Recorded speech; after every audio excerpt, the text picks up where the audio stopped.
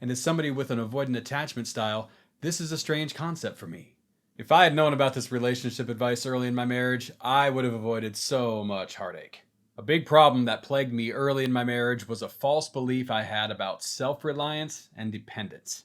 It seemed reasonable at the time. The culture I grew up in and am still a part of today praises self-reliance and points its finger at neediness. But taking that cultural norm as truth without questioning it hurt me and shaped me in some ways that were detrimental to my marriage. And as I've shifted away from the belief in that unproven cultural dogma to belief in a concept that's backed up by actual science, my marriage is thriving. Today I'll be talking about what I was wrong about, why I was wrong, and how I'm applying the appropriate belief in my marriage now. So what was I wrong about? I was wrong about the idea that neediness is an indicator of weakness. The American culture that I came up in has a long history of emphasizing self-reliance and independence.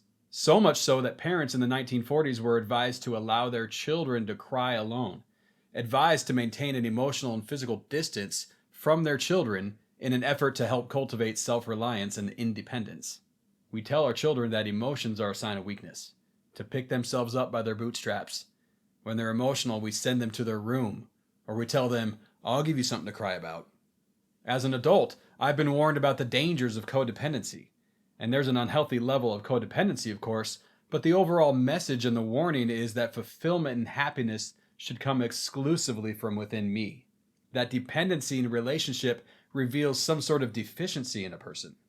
I've read comments from adult men that say men can't show vulnerability to women, that it's weak to do so, and that women will run from them if they do. I've read comments from women that say their partners accuse them of being abusive when they share their vulnerabilities. So, apparently as adults, we're weak and abusive if we share our vulnerabilities. And what's the overall message in this? Well, the message is you have to handle things on your own. Being dependent on others when you're in a moment of need is unhealthy. And I have an avoidant attachment style, so this belief has been one that resonates with me. And I took the belief with me into my marriage, and it hurt me in two really profound ways. One, I never shared with my wife when I felt hurt by something. I never shared with her when I was stressed about anything. I wasn't attuned to my needs, so I didn't ask for much. And as I didn't share, I didn't give her a chance to know me and move toward me, so we weren't very close. So if she ever did anything that hurt me, I held it in and tried to handle it on my own. And ultimately, I built up resentment. And two, I couldn't fully be with my wife when she needed me. I saw her responses as overreactions, I was condescending, I saw her as overly needy and clingy, and I left her alone. And it's hard to be connected to someone that you leave alone. So I was disconnected from my wife for significant stretches of time. But it was neither my action or lack of action that was the true culprit in my early marriage failures. It was the false belief system that was driving my actions. That's what was really hurting me. That belief that we should handle our own hurts. That's what I was wrong about. Why was I wrong? Well, I was wrong because study after study proves clearly that we are designed to be dependent on one another. Dr. Terry Levy says dependency is a natural part of our biology and psychology. We're fully dependent at birth and for years after that.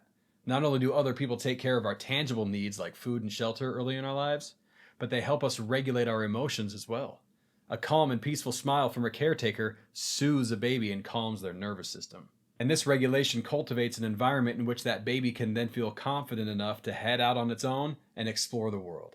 And this phenomenon is referred to as the dependency paradox. The paradox is observed in attachment theory, and it suggests that when individuals have secure emotional attachments with others, they feel safe and supported enough to explore the world and pursue their goals with greater confidence and independence. If you Google search "the strange situation," you can watch videos of this happening.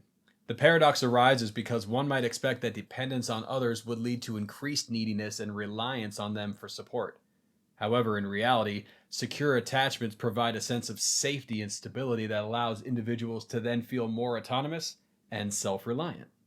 The more effectively dependent people are on one another, the more independent and daring they become. It stands to reason then that because of our total dependency on others in childhood, we would then be hardwired for dependency on others to some degree throughout our lives as adults too. And studies again show that this is the case for adults. In one study by Brooke Feeney, the more adult participants reported being responsive to their partner's needs for comfort and support, the more likely their partners were to then be independent. Additionally, participants' acceptance of their partner's dependence needs led to greater independent accomplishment of the partner's own personal goals 6 months later. There's a ton of evidence that supports this idea about interdependence. But honestly, I haven't found a lot of scientific evidence that supports the idea that we're better off on our own. So the reality is, I was wrong about that. Full self-reliance and independence is an illusion. We're not made to be alone. We're hardwired for interdependence. It's okay to request dependence of and accept dependence from others, especially in intimate relationships. So how am I applying this in my marriage?